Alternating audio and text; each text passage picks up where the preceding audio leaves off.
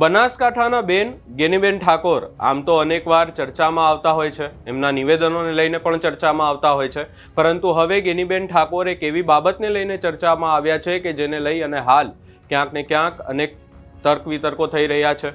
એવા આક્ષેપો ગેનીબેન ઉપર કરવામાં આવ્યા છે કે તેમની ગાડી દ્વારા એક જે છે એ યુવકનો અકસ્માત કરવામાં આવ્યો અને ત્યારબાદ હવે શું આખો મામલો છે, યુવકના ભાઈ દ્વારા શું આરોપ લગાવવામાં આવ્યા છે એની ચર્ચા કરીશું। નમસ્કાર, હું છું ઉજ્જવલ અને આપ જોઈ રહ્યા છો નિર્ભય ન્યૂઝ। બનાસકાંઠા પાલનપુર ડીસા હાઈવે ઉપર એક અકસ્માત સર્જાયો અને આ અકસ્માતમાં હવે એવા આક્ષેપો લાગી રહ્યા છે કે આ ગાડી જે છે સાંસદ ગેનીબેન ઠાકોરની ગાડી હતી અને એમની ગાડી દ્વારા જે આખો અકસ્માત સર્જવામાં આવ્યો છે। વધુમાં અહીંયા એવું કહેવામાં આવી રહ્યું છે કે ગેનીબેન જ્યારે આખી અકસ્માતની ઘટના ઘટી ત્યારે ગેનીબેન એ ગાડીમાં જ હાજર હતા અને ત્યારબાદ અકસ્માત થયો અને આ અકસ્માત થયા બાદ ગેનીબેન ઠાકોર ત્યાં ઊભા પણ ન રહ્યા અને તે એમની ગાડી લઈ અને ત્યાંથી જતા રહ્યા એવા આક્ષેપો કરવામાં આવી રહ્યા છે। વધુમાં કહેવામાં આવ્યું છે કે આખી ઘટના બાદ જે ઘટનાના ફોટો વિડીયો હતા કે જેની અંદર ગેનીબેન ઠાકોર હાજર હતા એ વિડીયો પણ ગેનીબેન ઠાકોરે ત્યાં ક્યાંક ને ક્યાંક ગેનીબેન ઠાકોર અને એમના માણસો દ્વારા એ વ્યક્તિના ફોનમાંથી ડિલીટ કરાવવામાં આવ્યા છે। ત્યાં જે લોકો હાજર હતા એ લોકો પાસેથી એ વિડીયો પણ ડિલીટ કરાવવામાં આવ્યા છે એવા આક્ષેપો લગાવવામાં આવ્યા છે। વધુમાં કહેવામાં આવ્યું છે કે આ આખી બાબતને લઈ અને અકસ્માત સર્જાયો અને અકસ્માત સર્જાતા ગેનીબેન ઠાકોર ત્યાંથી જતા રહ્યા હતા।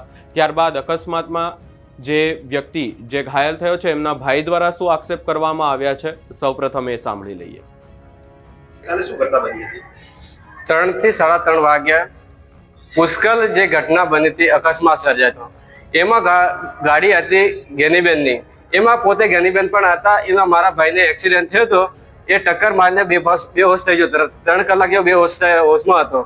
એ પણ ગેનીબેન પોતે હતા, ઉતર્યા નહીં તો સિવિલ હોસ્પિટલને દ્વારા નહીં ખસેડવામાં આવ્યા ને એ દિવસે તો સાથમાં કોઈ માણસ પણ મેકવામાં આવ્યો હતો।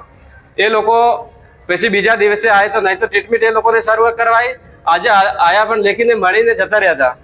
એને કાંઈ કાર્યવાહી કરી નહીં, આગળની અમે હાથ ધરીશું જે કાર્યવાહી કરવાની છે। તો અકસ્માત કેવી રીતે થયો, ક્યાંથી ભૂલ હતી? અકસ્માત તો એ ગેનીબેનની જે ગાડી હતી એ સિંગલ રોડ ઉપર હતી, એને બેદરકારીના કારણે અકસ્માત સર્જાયો હોય।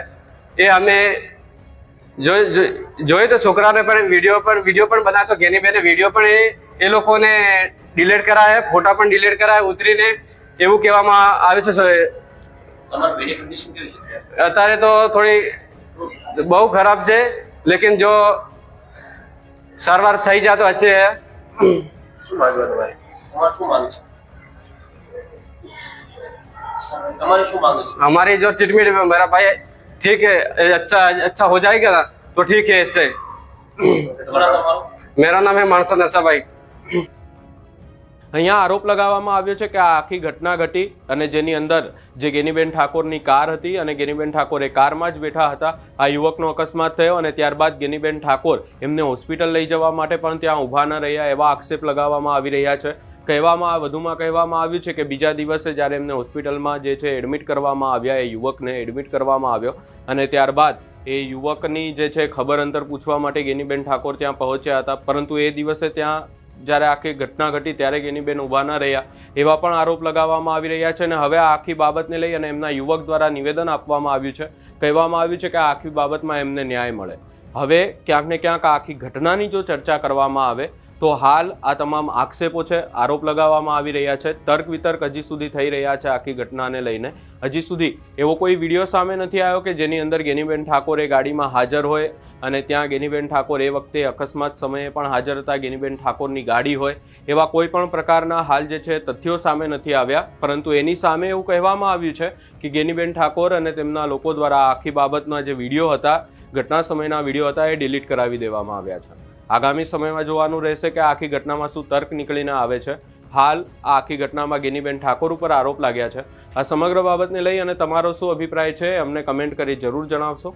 અમારી ચેનલ નિર્ભય ન્યૂઝને લાઇક, શેર, સબસ્ક્રાઇબ કરવાનું ભૂલશો નહીં।